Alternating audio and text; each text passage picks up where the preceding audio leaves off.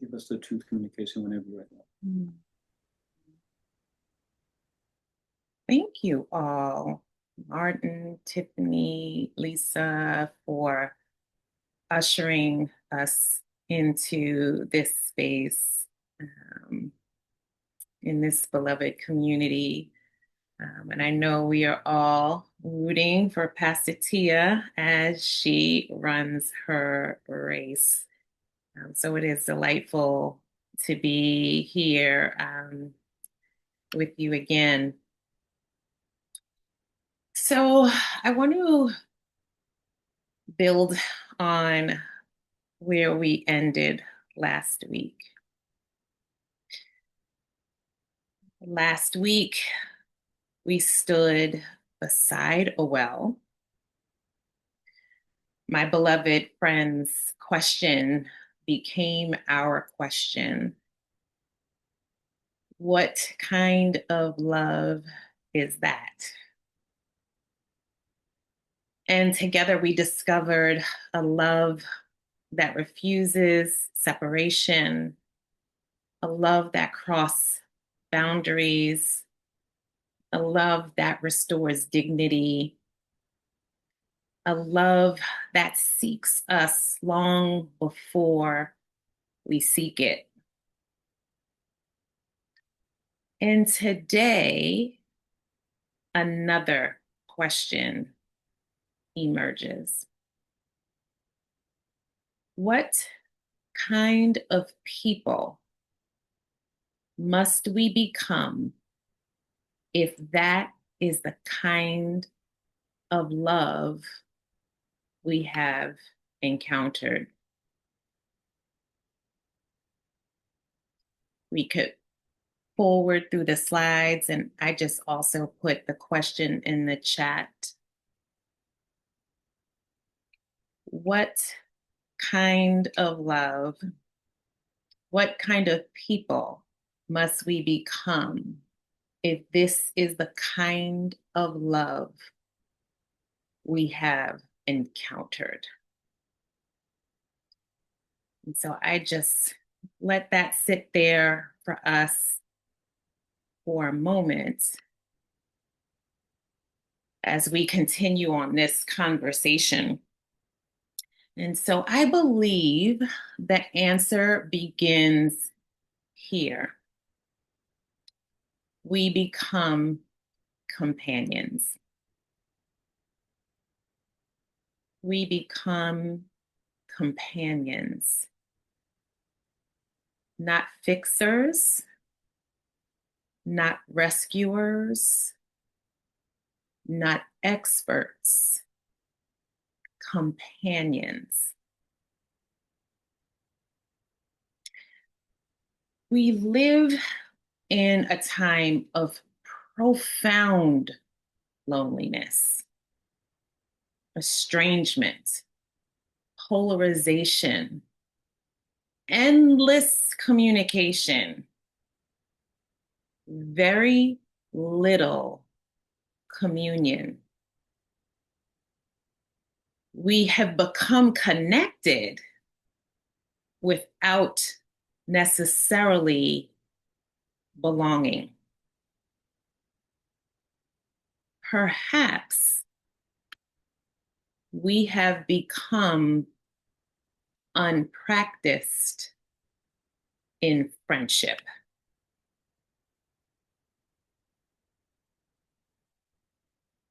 Perhaps we have become unpracticed in friendship. And in our time together, I will be using companionship and friendship interchangeably. Last week, I mentioned the three-legged stool: love of God, love of neighbor, love of self. Remove one, the whole thing collapses. Scripture names that we love because God first loved us. Love is always received before it is offered. It also reminds us that we love as a grateful response to love.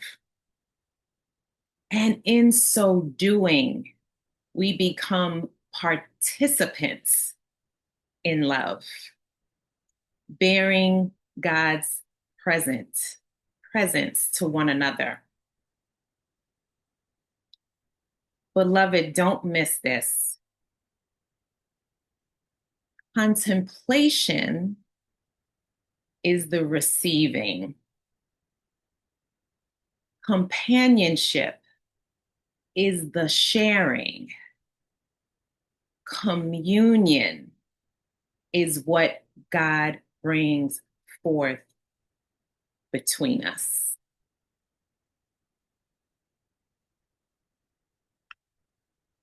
And we can move forward to the next slide.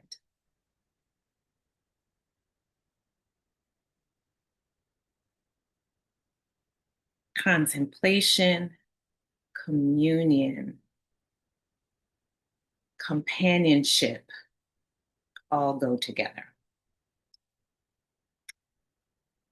I want to share about love's economy. God's economy is one of continual inpouring and outpouring. Love is never meant to stop with us. In God's economy, love is never scarce.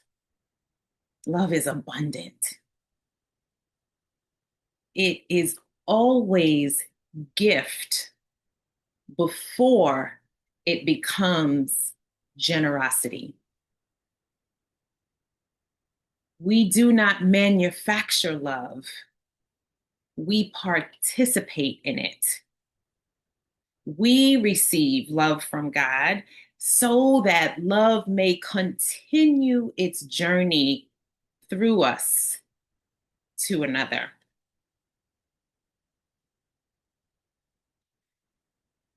When I was here with you in community in May, I shared about Howard Thurman's invitation for us to hear the sound of the genuine in ourselves and each other.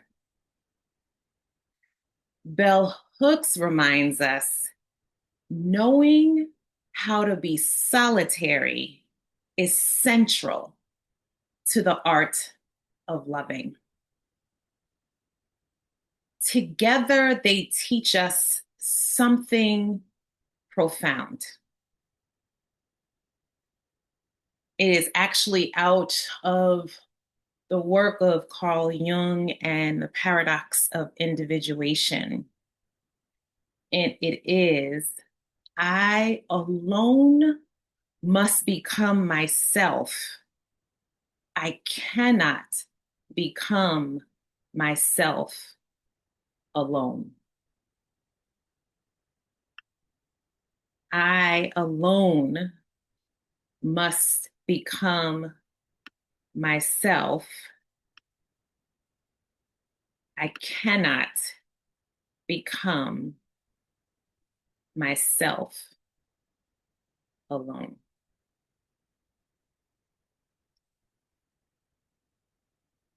If we move forward to the next slide,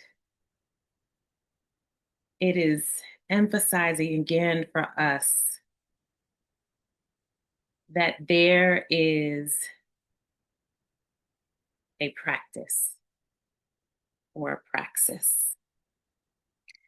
And so without solace and serenity, as we have in this community, without stillness and solitude, without contemplation, Companionship easily becomes codependence. Without self-love, love becomes self-abandonment. Without receiving God's love, we begin asking other people to give us what only God can give. Mature love is neither isolation nor enmeshment. It is communion. The deepest friendships help us become more fully ourselves as we in turn help others do the same. Spiritual companionship is becoming a trustworthy place where another person can encounter love, and so can we. That is mutuality. Over the years, people have often asked me, what does that actually look like? My own journey led me to articulate 6 practices that I call loving. I originally developed them in the context of leadership, but I've come to realize they are really practices of spiritual companionship. At its heart is a simple conviction. Love is practiced in the way we listen, open ourselves, tell the truth as we are vulnerable, attend to our inner life, nurture one another's becoming, and receive each person as a gift.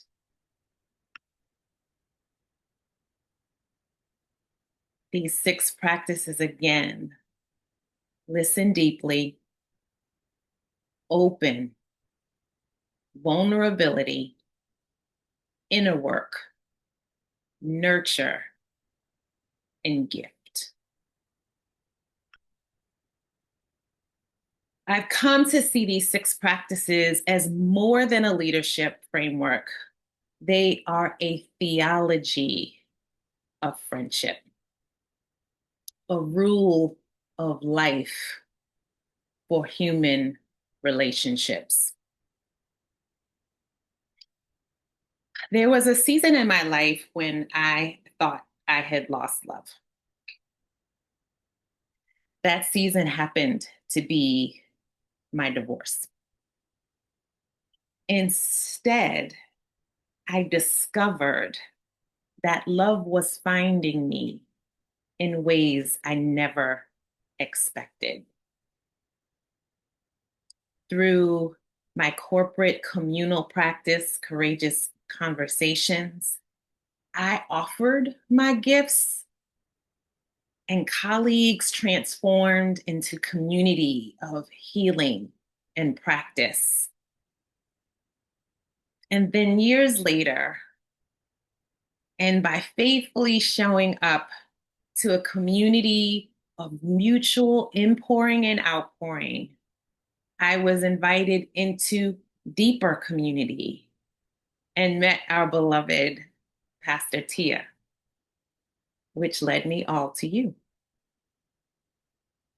As I've continued becoming, truthfully, I've also discovered that some relationships no longer fit in the same way they once did.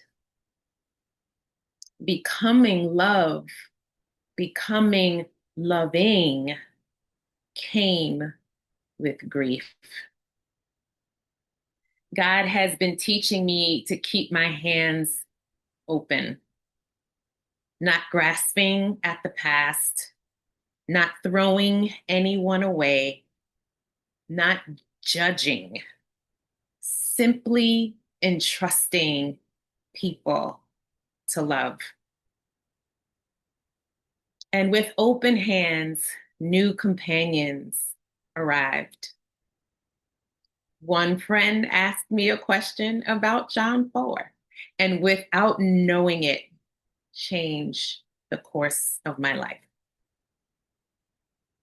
Just an ordinary conversation during a barbecue within a community that mattered to me, with ordinary people who became beloved spiritual companions, witnesses, exhorters, encouragers who fan my flame and cheer me on. They weren't heroes, not experts, just companions.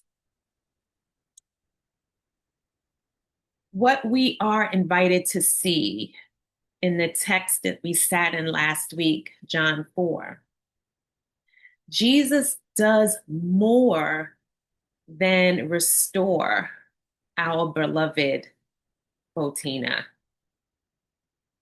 He restores communion with God, with herself, with her community.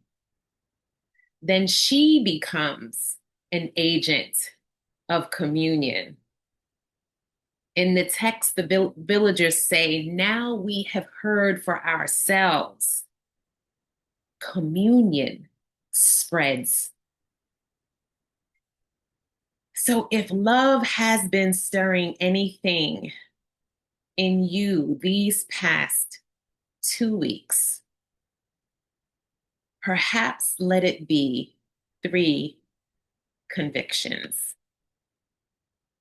Love is the deepest truth about God and the deepest truth about us. Love becomes visible in the way we are with one another. And perhaps the life God is drawing us toward is one of deeper communion with God, with ourselves, with one another, and with creation.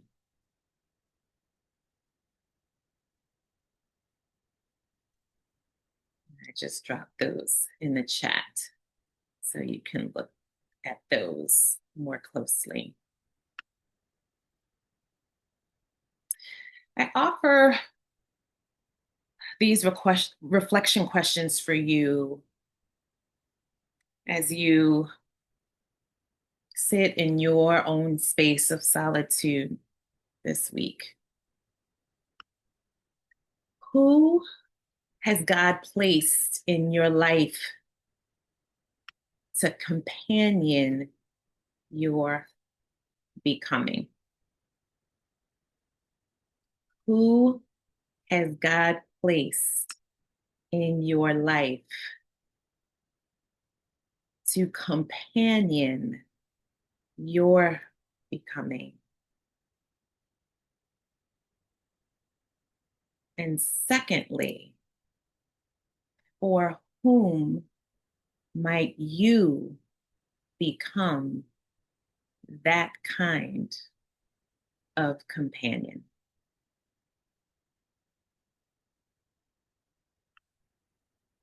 For whom might you become that kind of companion? Perhaps you have the charism for spiritual direction. Perhaps you'd be blessed by receiving such companionship. Last week, we came to the well. This week, we leave as wells. Not because we are the source, but because love has first filled us. So wherever we go, may others encounter living water. May they leave our presence more themselves because they have remembered who they are in God. May we become loving people, faithful companions, trustworthy friends, people through whom love restores communion. May it be so. Amen and Ashe.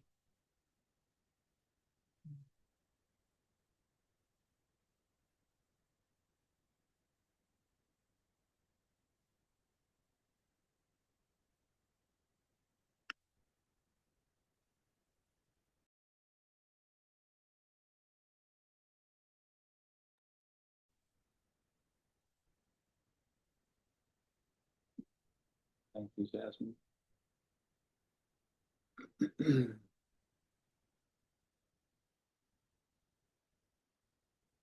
Just gonna take a moment and let that sit.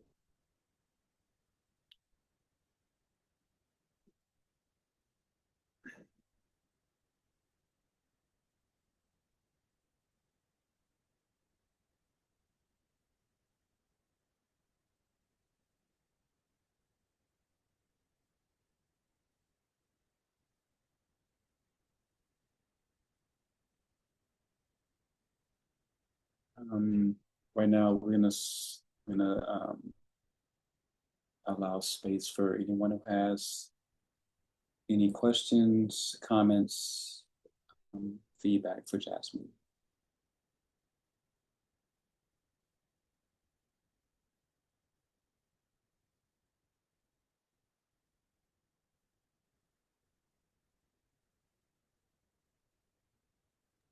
I'd love to give voice to Andrea's comment in the chat.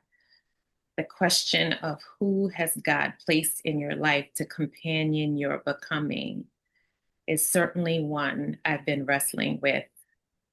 But the other is also true. For whom might I become that kind of companion? Oof. Yes. Thank you. Thank you for that. Yeah, it's the mutual inpouring and outpouring. It's mutuality.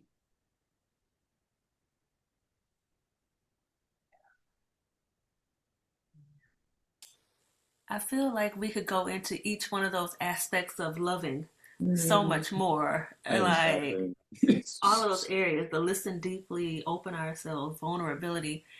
I want more. I was about to say we could go off another 4 hours on like this topic. Right. Is there somewhere that we could go, Jasmine, that, we could actually delve into those things more? Yes, I'll put the Loving Leader site in the chat. Yeah, that's Can you also put it in the in our group text so I can Yes, thank you. I sure will. So good. I sure will. I sure will. I sure will. Yeah. Yeah. There's also the Loving Leader podcast that goes through elements of it through conversations with people. So you can also find it there. But what I will say, suffice it to say, I think I first started with love as the frame. So I had, 4. And when I started to share that, people are like, you need more letters. And so over time, though, again, that mutuality where people become exhorters because they are witnessing your life. A woman said to me at a conference that I was speaking at, she said, "You are the loving leader." And so as I sat with that, and I remember when she said it, it like almost knocked me over because I said similar things in a different way, but the way she said it, like it was like I was coming face to face with myself through the witness of another. And I want to be clear, I just met that woman that day. That was actually our first conversation. She's a white woman from Chicago, right? Like normally we'd never cross paths. But this is the beauty of what can happen when loving is our praxis. Like we would be amazed, astonished by the kinds of belonging that can come to us. It doesn't mean we're not discerning and all of those things, but that woman offered me a gift in naming myself. And so as as I started to think about loving, it made more sense, right? Because it's like love is this ontological thing, the reality, the truest reality, but loving is the practice or the praxis, the thing that transforms our context and us in the process. And what I've come to know is that through that, communion becomes the telos, like what all of this points toward.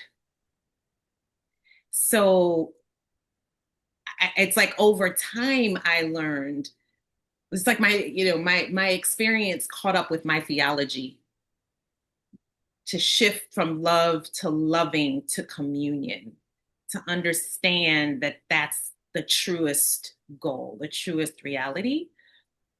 And so when but as I started doing the research, and courageous conversations that I shared, it's my actual research topic, and I've listened to hours and hours and hours of people talk about what the experience was like for them. You hear listening deeply, open, vulnerability, inner work, nurture, gift over and over and over and over and over again in all of their reflections in some way or another.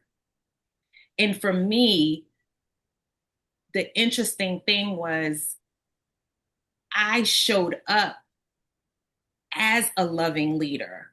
And that's where courageous conversation could be birthed. It was the fruit of my loving practice, because I had committed my life to becoming love, and which is why I was so struck by Tiffany's purpose, because that is part of what I've heard mine to be over the years. Courageous conversations came out of that. Then a corporate context could be transformed through that love, a context that doesn't know anything about love, that actually practices lovelessness. And if I could see what love could do in a transformative way in that context, that's what helped me really believe and understand what loving practice can do. And so even all of the research that I did, all of these things are repeated over and over and over again. And so when I really think about them, though, and honestly, even recently, I've been using, I've been so focused on them in a leadership context for so long, but I've had to put them to practice in my own personal life outside of work, where even in the context of a Thurman, right, this inside and the outside, that those two things are aligned that we talked about. That's when I realized these are the practices, period. Right? Like it's not just for that one thing. It is a practice of human relationship. And what I've learned is that, even as I partner with a colleague and we talk about democracy, we're still talking about the loving practice. We're putting those things in the conversation and they all hold to be true. And so that's I think the beauty of when you can understand, when you get to that place to believe, like to actually believe in love, that it's not a sentiment, that it is a practice, that it can become our praxis, our way of transforming, not just things that we're envisioning, but also ourselves, and we get transformed in the process. And so,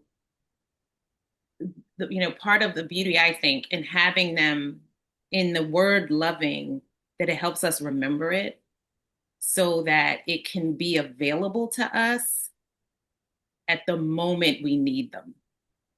So when you get triggered in the middle of that meeting, you can remind yourself, am I listening deeply? Am I open right now? Have I just constricted? Am I resisting as opposed to being vulnerable and offering what is the truest thing that I can say in this moment? What has my inner life looked like to be able to sustain me?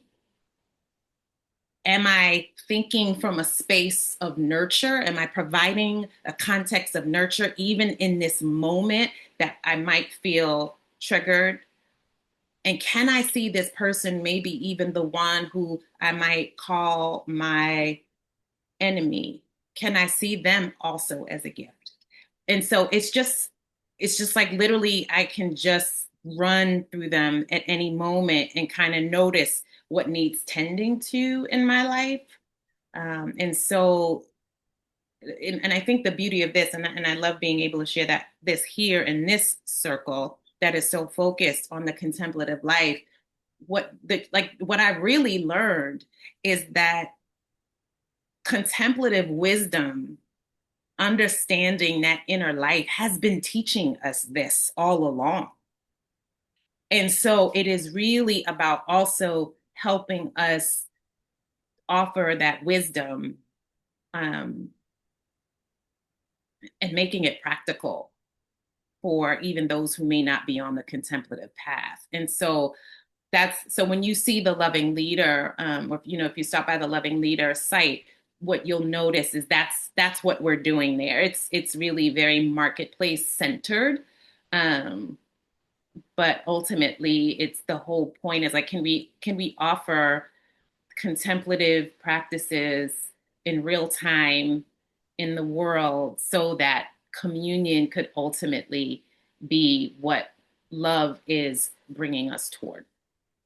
That's hard, especially when you're working with someone who you think is a team member, like who you think y'all are working together as a team. Mm-hmm. And then all of a sudden they're undercutting you in such a way where you're like, what? Mm-hmm. And then it's hard to, I'm going to turn my light. So it's hard to move past that because you're like, I forgive them, but why can't I let this go? Like trying to understand what is the purpose of you trying to undercut me? And all I'm doing is trying to be a team player with you. And so is that unforgiveness, or is that just trying to have a mutual, just trying to have an understanding? Because I've been sitting with something for a very long time and just trying to think, okay, what is it about this person that they feel like they have to always undercut me? And so my mom was like, well, it's, just jealousy. And then I get all of that. But I'm like, are you kidding me? Mm-hmm. Can I act that way? Mm-hmm. Can I go and tell people about your dirty draws? Mm-hmm. But we have to, Mm-hmm. I'm being frank, because in the work field, it's different. You have to commune with these people. You have to live life with these people, because these are the majority of the people you see every day. And then to have the audacity to undercut me because you feel some type of way about yourself, that's not a me problem. That's a you problem. That's right. But I can't let it, it's like I can't let it go, because I see myself talking about it in different spaces. And so it's making me aware that, okay, why haven't I let that go? I'm like, the person got a beautiful soul, but it's dark somewhere. I love her, but I'm like, do you see what I'm saying? So when you talk about this practice and listen deeply and still love, so I'm just, curious. I hear so much beauty in that reflection that you offered. And so I thank you for your vulnerability and your willingness to share your truth. And you were already doing the work. You are already doing the work of compassion to say what is happening with them. And I think I shared this last week, right? Who hurt you? Who hurt you? That you're behaving that way. And you've made it clear that it's not your problem. Like I said last week, right? What you think of me is not my business. And and that also comes with discernment. And I'll share this last quick thing. Part of the work of vulnerability requires safety. And so we can share to the level of safety that we feel with people. And what I've also learned is we don't get to the deepest truth, we'll keep at that same surface level of relationship. So in your case, the truth method, Dr. Leonard McMahon's truth method would invite you to ask the why to your colleague. Bring curiosity and kind of keep getting under the surface of what is causing this behavior. And not in a way that you are reprimanding them and shaming them, but because what you really want to get to is the root, that dark place that you mentioned, right? But if we can get there, something breaks open. But what if they're in denial? They are in denial of their behavior. This is the thing. Because I'm telling you, when I tell you when you can get to a place, that doesn't mean they're going to wake up and tomorrow they're going to treat you like the queen that you are. But there can be a bit of a turn. Okay. The deeper and deeper and deeper and deeper and deeper we go to get to the truth. What is underneath? What is underneath? And it's not for us to project what is underneath.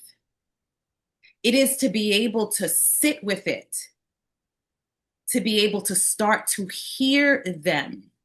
But they won't share if they don't feel safe with you either, right? And so you can't command them to do it.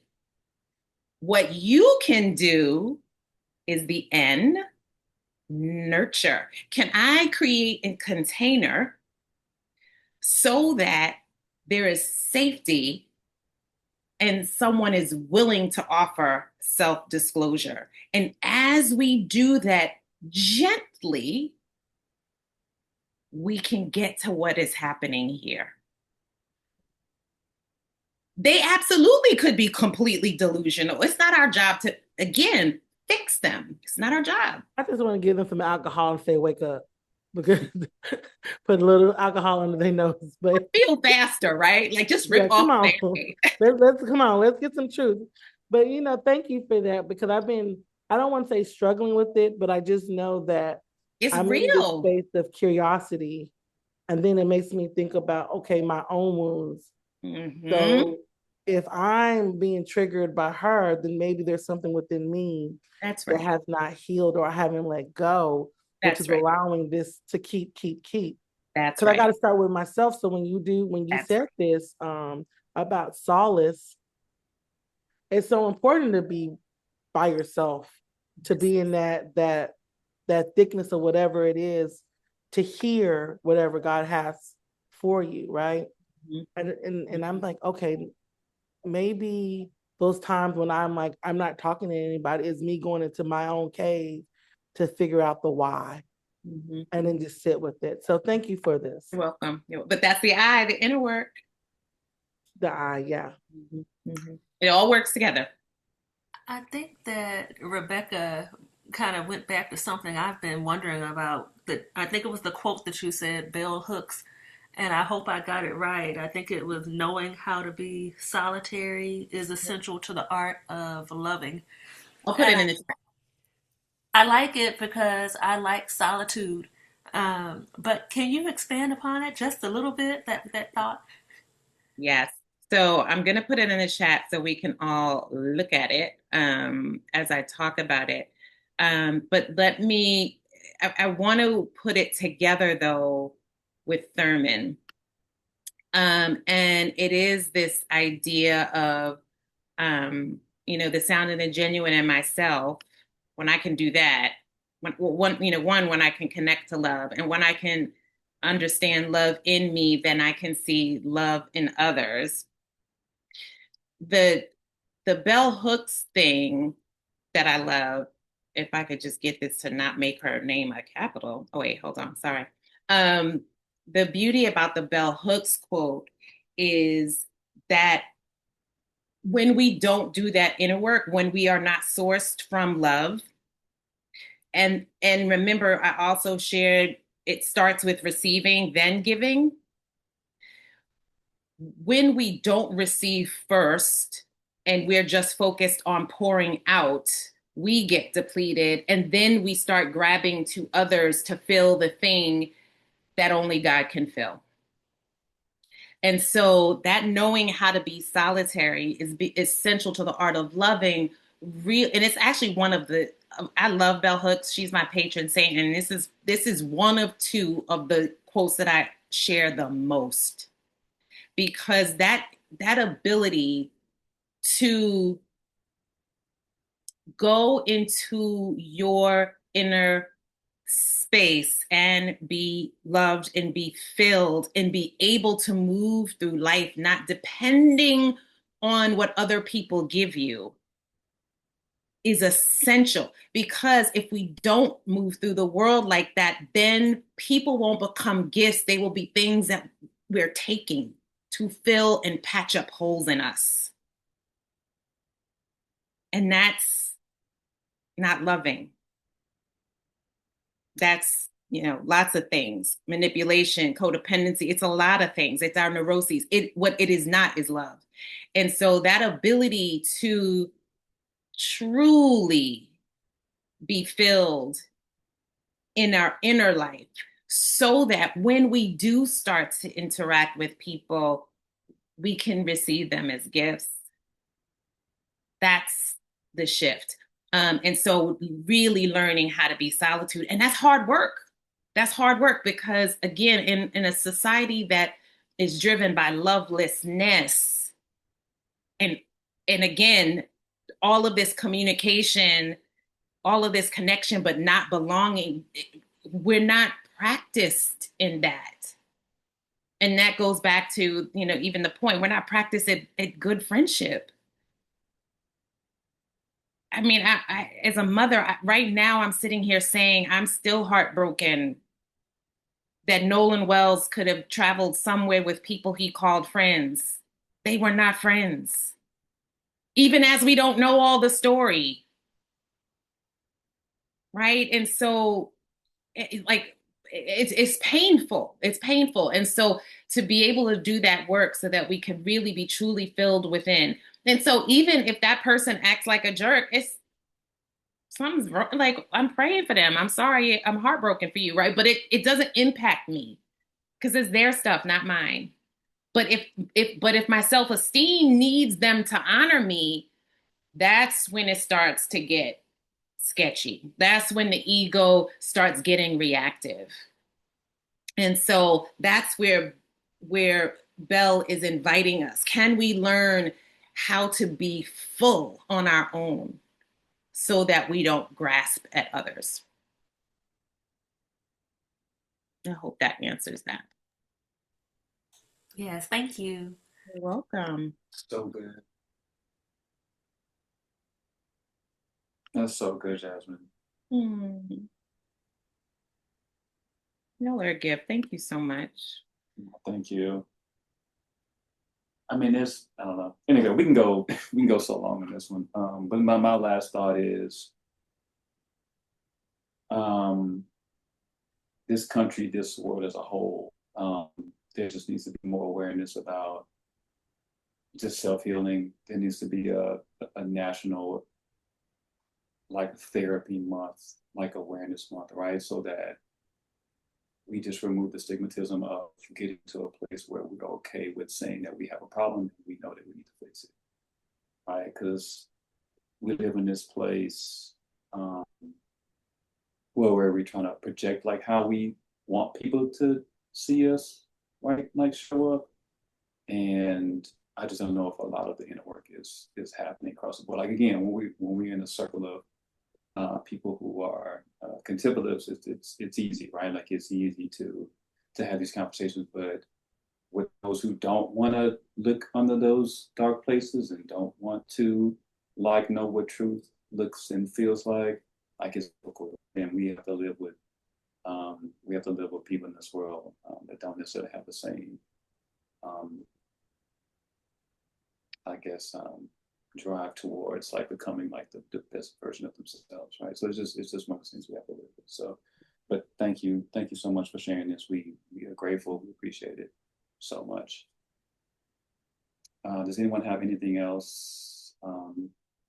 Ask, share for Jasmine. If not, I'm going to move over to the offering moment. Hello, everyone. I just want to just share my appreciation for this topic because I'm a person that I value real friendships. And when you speak of love, and I'm looking at your points here, how love is the deepest truth about God and the deepest truth about us.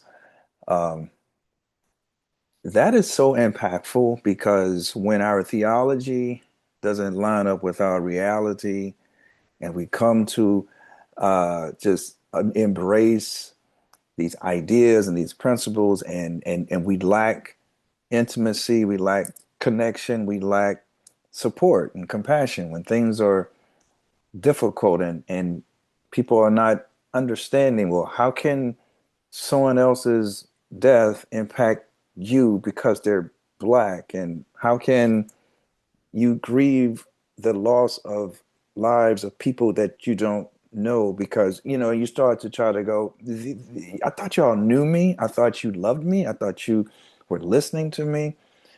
And what keeps you grounded, and what I should say, what hope would keep you grounded, is when all of that fails, when the sermon is not hitting and the Bible study is questionable and the preaching is problematic, can you return to God's love? Can you be anchored in the truth that your experience, when your big mama hugged you and gave you a plate and covered you when you were cold and picked you up when you scraped your knee, can you go back to those moments and see how God's love for you is the foundational truth to who you are? And I think that if we cannot bypass ourselves or gaslight ourselves into thinking, I was just a baby or whatever. We kind of dismiss that because we're older now and we can read and we got libraries and seminaries and all these things. But if we can go back to the foundation of how Jesus showed up in the mud. How did Jesus show up when I failed? How did Jesus quietly sit next to me when nobody wanted to be around me because whatever? And your humanity is valued and your affection is real because you know that there's a God that is not just out here in the places where you can't reach. It's not just in the framework of our theology, but he's in the practical, everyday stuff that we have to endure. And I think that's why relationships are so difficult because um, when we say I love you, we're coming from a place of this is what love means to me. But this person may think of love as transactional. You love me because I'm valuable. You love me because I upgrade you. You love me because you like my charisma or you like the way I, whatever, make you feel. And yet God loves us just because. So thank you so much for sharing. I really appreciate what you had to offer us today. I mean, that was the truth communication right there. Thank Okay. you. Thank you. I agree 150%. Um, one of my favorite quotes, I don't think I shared it last week, from J. Pittman McGee, a Jungian analyst. He says, most of what we call love isn't, but it's neuroses, manipulations, projections, right? And so the truth telling, the vulnerability of the loving framework, and in the eye of the inner work, ask the questions that exactly you just said, right? Is this person wanting to be in my life because they are actually objectifying me? Or can I be the truest me in front of them? Are they actually participating in my becoming? Are we co-creating something together? What is the fruit? And that's not just romantic. God bless your family, right? Like, because you know what I mean? So what I'm saying is that is not just for our families. It is exactly what you said. How can I mourn the loss of somebody that I do not know? That is so much of what democracy has always been about. That we are connected to people that we will never know. And so what does it look like for us to be able to live our lives in such a way that we can actually do that? And how do we do it in our most innermost circles and the circles that we touch? That's what the praxis is about. That it's not just about my personal life. Again, that's how we started, but what does it look like to go out into the world? That doesn't mean I'm saving everybody myself. Doesn't mean that.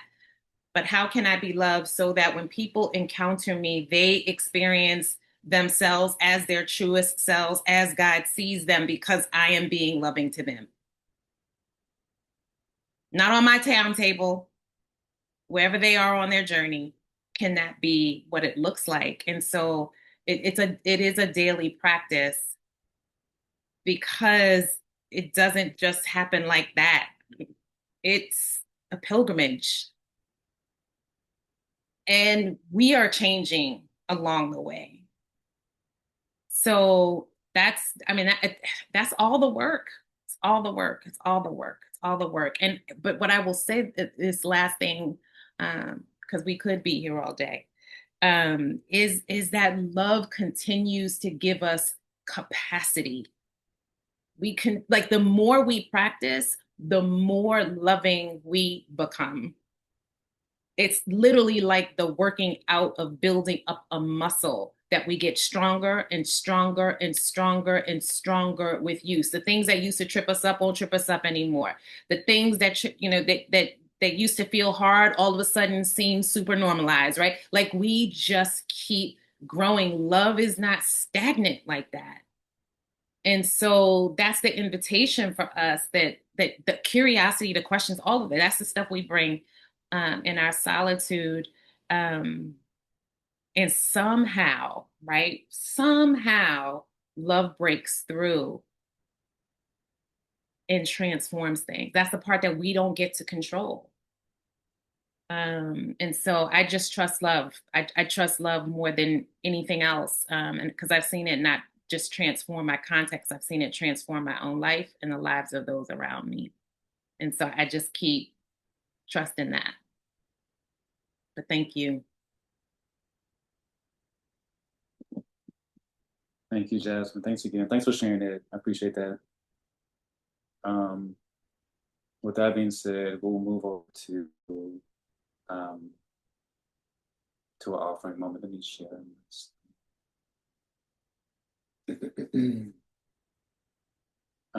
So again, at Awakenings, your offerings are not judged on this end. Everything that is offered is stewarded with compassion. So the ways that you can give is through Cash App at Awakenings Movement,